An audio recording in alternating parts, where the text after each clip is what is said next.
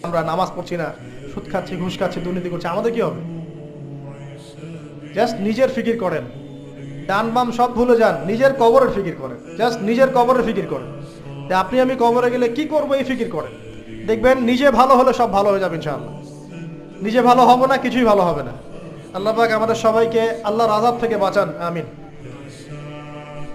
আল্লাহ পাক আযাবের কথা বলছেন, সাথে এটাও বলছেন ইন্নাহু হুয়া ইউবদিউ ওয়া ইউঈদ ওয়া হুয়াল গফুরুল ওয়াদুদ। আল্লাহ পাক কঠিন শাস্তি দাতা বটে, তবে আল্লাহ রাব্বুল আলামিন সবকিছু সৃষ্টি করেছেন, আবার তার দিকেই সবকিছু ফিরে আসবে, এবং তিনি হচ্ছেন পরম প্রেমময় একজন সত্তা। কেউ যদি আল্লাহকে ভয় করে ইনস্ট্যান্ট তওবা করে ফিরে আসে, তার জীবনে যত গুনাহ থাক আল্লাহ পাক মাফ করে দিবেন ইনশাআল্লাহ। আপনি যদি সারা জীবন শিরিক করে থাকেন, যেটা মহাপাপ, জুলমান আযীম, এখনই যদি তওবা করে ফিরে আসেন, আপনার সমস্ত পাপ তো আল্লাহ পাক মাফ করে দিবেনই,